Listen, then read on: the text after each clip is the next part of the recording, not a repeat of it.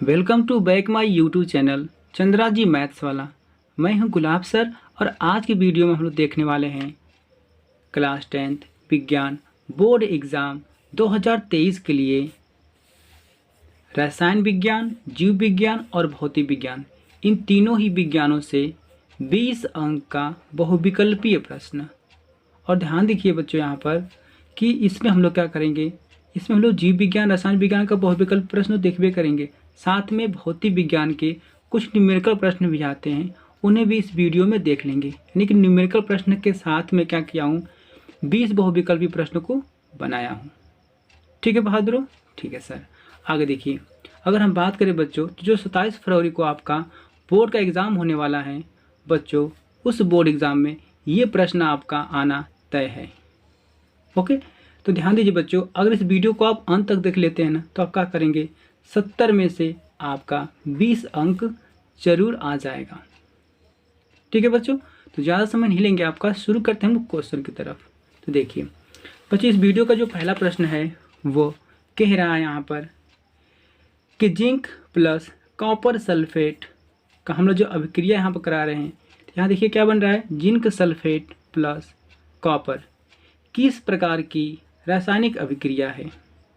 ठीक है, ऑप्शन ए दिया है बच्चों आपका संयोजन अभिक्रिया, ऑप्शन बी विस्थापन अभिक्रिया और ऑप्शन आपका सी द्विविस्थापन अभिक्रिया, ऑप्शन डी आपका वियोजन अभिक्रिया। ठीक है बच्चों, तो इसमें से बच्चों हम थोड़ा देख लीजिए यहाँ पर।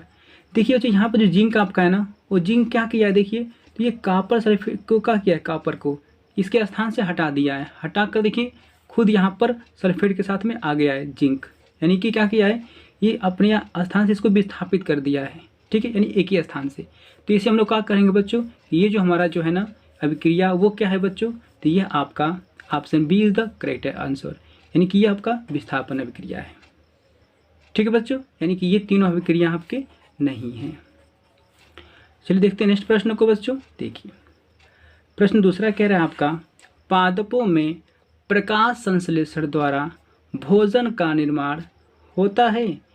यानी कि जो पौधे जो होते हैं उसमें प्रकाश संश्लेषण किसके द्वारा होता है।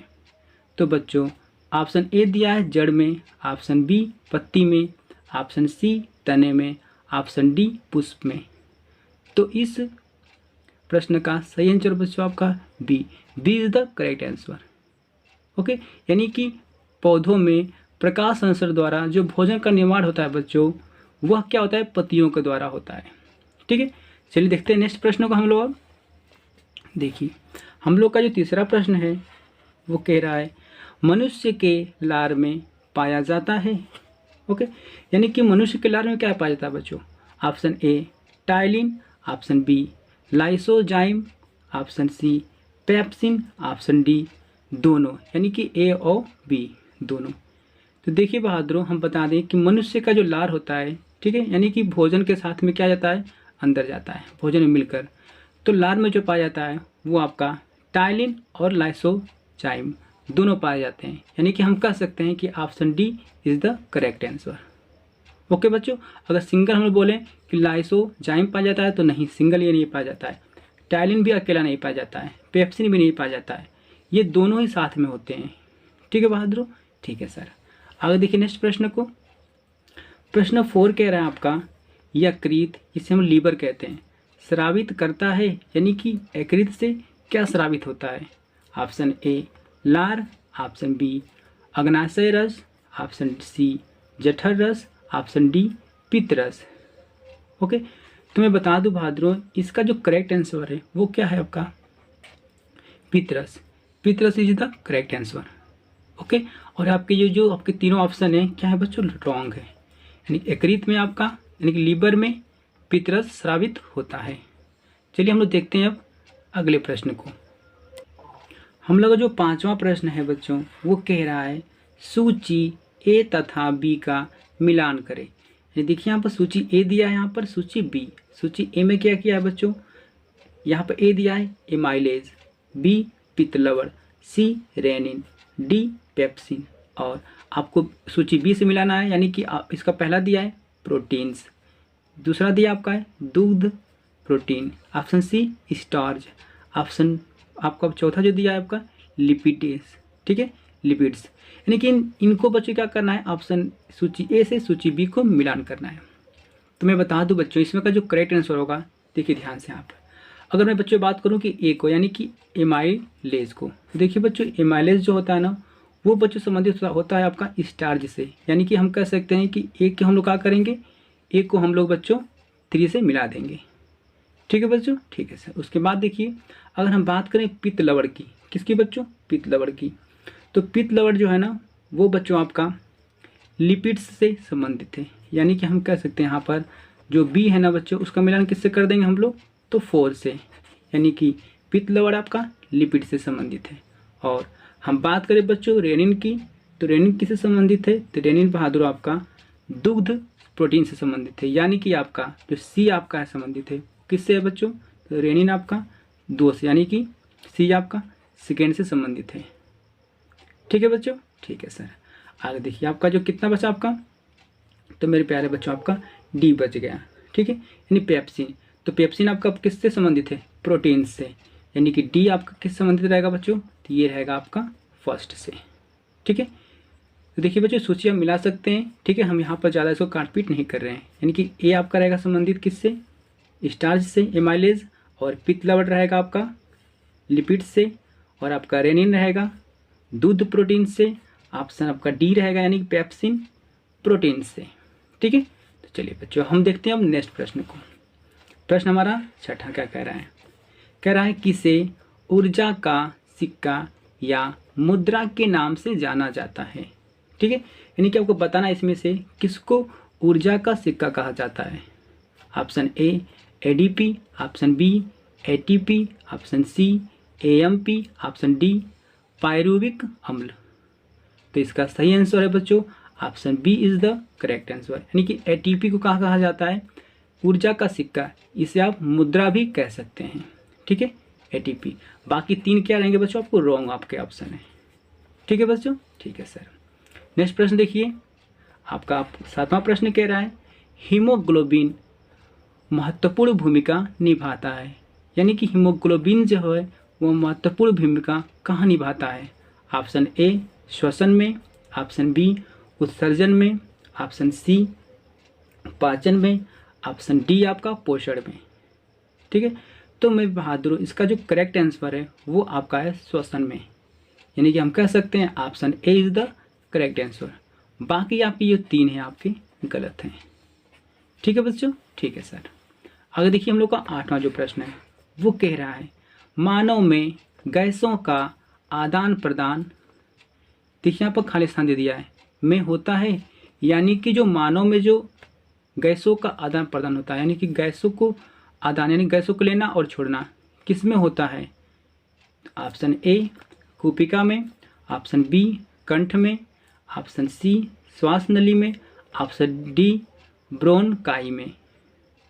तो मेरे प्यारों मैं बता दूं आपका इसमें जो करेक्ट आंसर है वो क्या है आपका, तो कूपिका में। यानी कि मानव यानी कि मनुष्य में जो गैसों का जो आदान प्रदान होता है, ठीक है, यानी कि गैसों का जो लेन देन होता है बच्चों वो कहाँ पर होता है, कूपिका में होता है, ठीक है। बाकी आपके 3 क्या है ऑप्शन आपके रॉन्ग हैं, ओके। तो चलिए बच्चों अब हम देखते हैं नेक्स्ट प्रश्न को। हम लोग का जो 9वां प्रश्न है बच्चों वो कह रहा है मनुष्य के हृदय में कोष्ठों, जिसे हम लोग वैष्मो भी कहते हैं, ठीक है, तो कोष्ठों की संख्या होती है। यानी कि मनुष्य के जो हार्ट होता है, हृदय जो होता है उसमें कितने कोष्ठ होते हैं। Option A 1, option B 2, option C 3, option D 4। तो मैं बता दूं बच्चों इसमें का जो करेक्ट आंसर है वो option D is the correct answer, okay. बाकी तीनों क्या आपके हैं वो गलत हैं। यानी कि हम बताएं थोड़ा सा बच्चों आपको कि मनुष्य के हृदय में, यानी कि बच्चों मनुष्य का जो हृदय होता है, ठीक है, तो बच्चों इसमें कितने होते हैं, इसमें 4 कोष्ठ होते हैं, फर्स्ट, सेकेंड, थर्ड और फोर्थ, इसमें कुल 4 कोष्ठ होते हैं। अगर हम बात करें बच्चों तो हम कह सकते हैं यहाँ पर 2 निलय, ठीक है, और क्या कर सकते हैं 2 आलिंद, ठीक है। आसानी से यहाँ पर आप कह सकते हैं कि 2 निलय और 2 आलिंद, ठीक है बच्चों। इसमें कुल कितने होते हैं 4 कोष्ठ होते हैं, देखिए 1 2 3 4 कोष्ठ। तो चलिए बच्चों ऑप्शन डी करेक्ट हो गया आपका। चलिए हम देखते हैं अब 10वां प्रश्न को। प्रश्न कह रहा है पादपों में जाइलम का कार्य होता है, यानी कि जो जाइलम है वो पौधों में क्या काम करता है। ऑप्शन ए उत्सर्जी वर्ज्य पदार्थों का संवहन, ऑप्शन बी जल का संवहन, ऑप्शन सी भोजन का संवहन, ऑप्शन डी अमीनो अम्लों का संवहन। तो मेरे प्यारे बच्चों मैं बता दूं कि जो पादप में जो जाइलम का जो काम है ना वो क्या है, जल को पहुंचाना, यानी कि जल का संवहन करता है, यानी कि option B is the correct answer. बाकी जो तीनों आपके हैं वो क्या है, गलत हैं। ठीक है बच्चों, ठीक है सर। यानी कि ध्यान दीजिएगा जो जाइलम काम क्या है, तो पौधों में जल को पहुंचाना। चलिए देखते हैं 11वां प्रश्न को। 11वां प्रश्न कह रहा है आपका फ्लोएम द्वारा भोजन का स्थानांतरण होता है। फ्लोएम द्वारा भोजन का स्थानांतरण होता है। चलिए ऑप्शन दिया ए सुक्रोज के रूप में, ऑप्शन बी प्रोटीन के रूप में, ऑप्शन सी हार्मोन्स के रूप में, ऑप्शन डी वसा के रूप में। तो मैं बता दूं बच्चों फ्लोएम द्वारा भोजन का स्थानांतरण, ध्यान दीजिए यहाँ पर सुक्रोज शर्करा के रूप में होता है, यानी कि option A is the correct answer. बाकी तीनों क्या है बच्चों, आपको रॉन्ग है।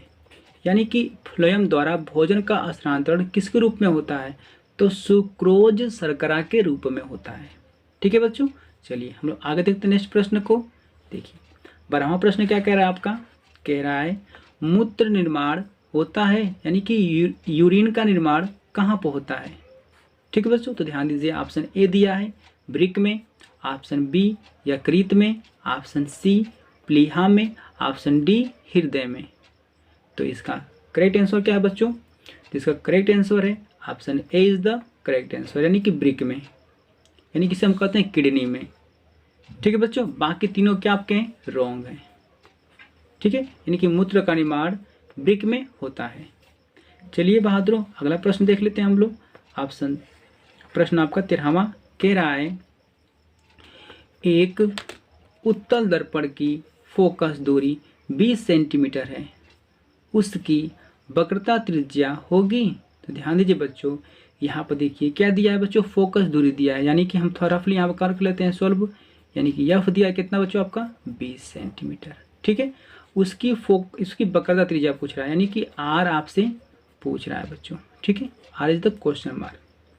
तो हम सभी लोग जानते हैं अच्छी तरह से कि हम लोग का जो फॉर्मूला होता है बच्चों आपका एफ और आर में रिलेशन वो क्या होता है, तो वो होता है F equal to R by 2।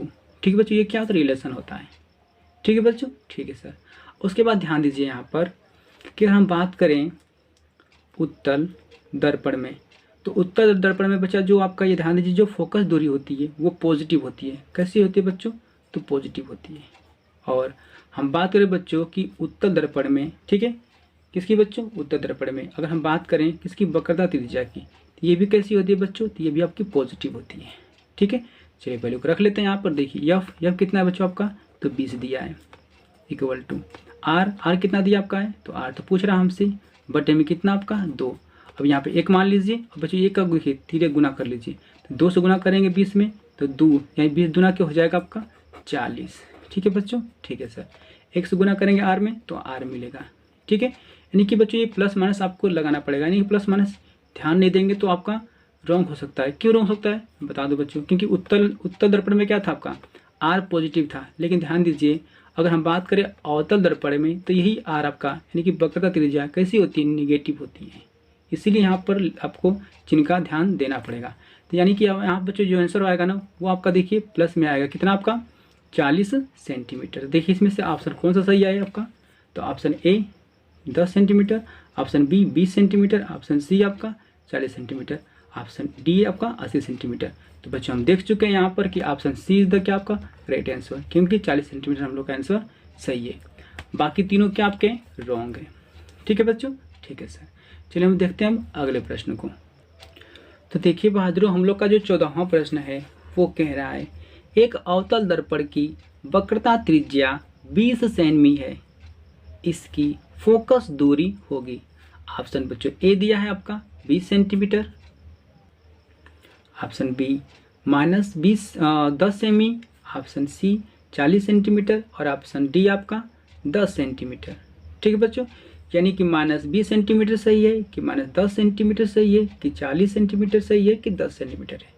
तो बच्चों इसे हम लोग क्या करेंगे, पहले सॉल्व करके देख लेते हैं थोड़ा सा। यहाँ पर रफली देखिए, अगर बच्चों इसमें अवतल दर्पण की वक्रता त्रिज्या कितनी दी है, यानी कि आर की वैल्यू कितना दिया है बच्चों, तो ये दिया आपका है 20 सेंटीमीटर। ठीक है बच्चों, कितना दिया है 20 सेंटीमीटर।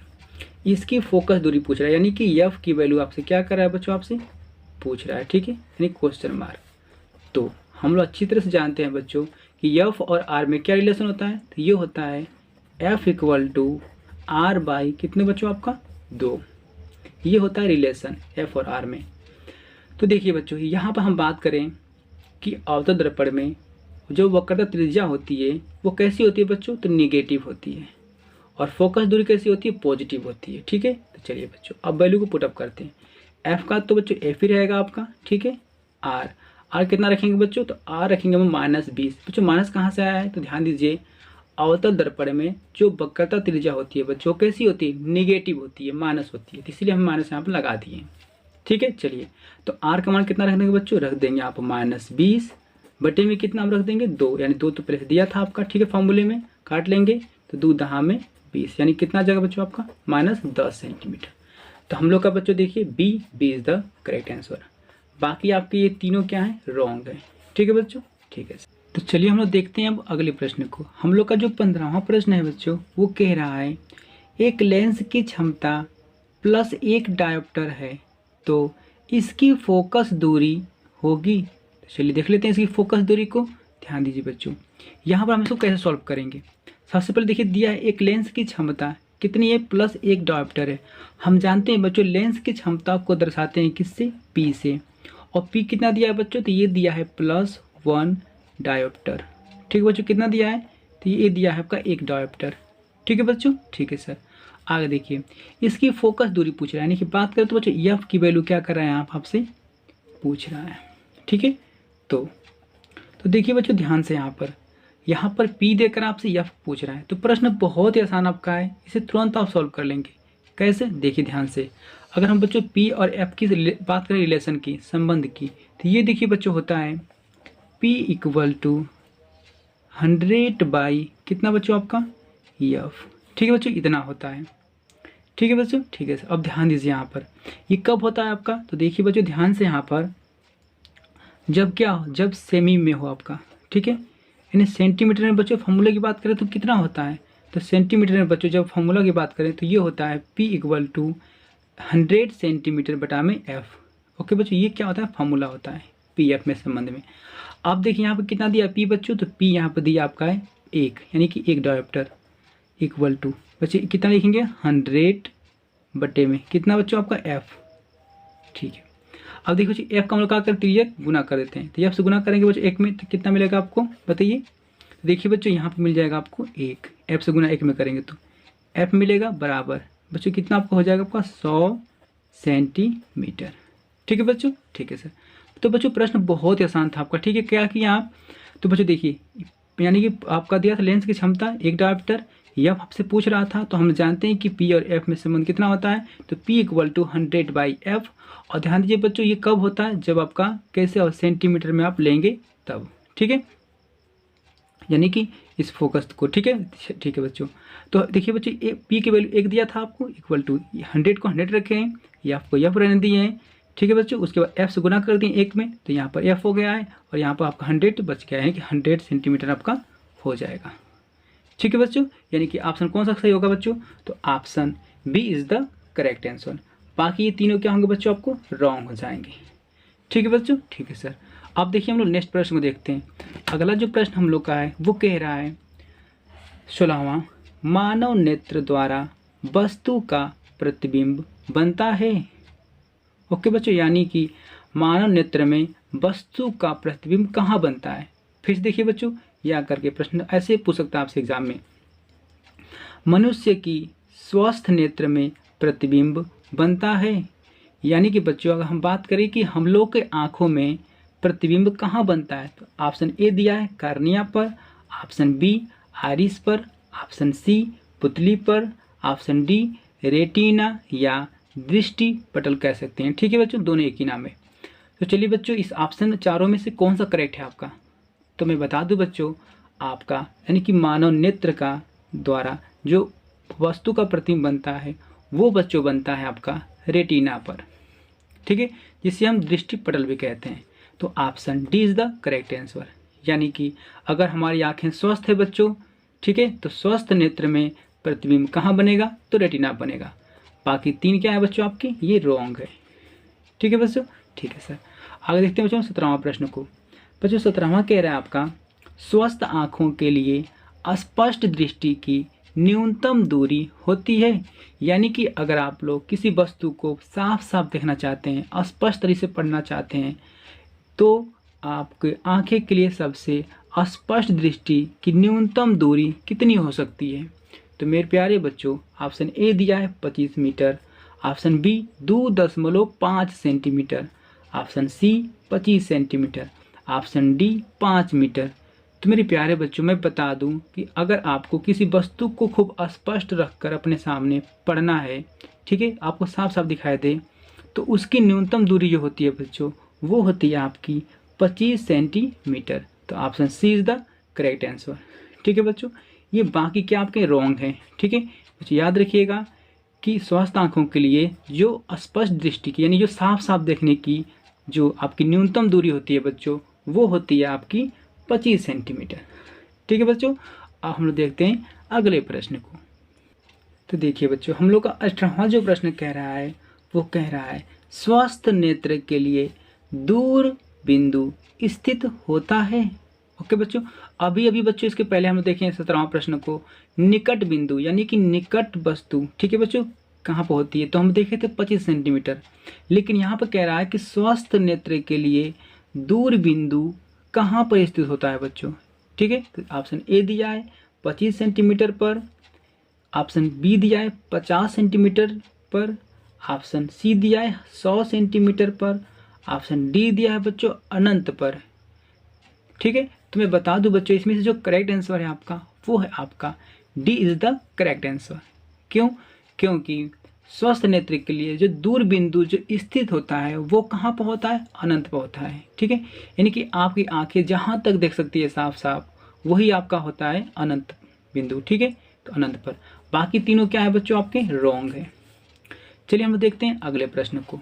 अगला 19वां जो प्रश्न है वो कह रहा है, प्रतिरोध का मात्रक होता है। ओके बच्चों, यानी प्रतिरोध का मात्रक क्या होता है? तो ऑप्शन ए दिया है ओम, ऑप्शन बी ओम प्रति centimetre, option C ohm centimetre, option D volt. Okay, तो मैं बता दूं इसका जो करेक्ट आंसर होगा वो होगा आपका ओम। यानी कि प्रतिरोध का जो मात्रक होता है वो ओम होता है। ये तीनों क्या है आपके? गलत हैं। ठीक है बच्चों, ठीक है सर।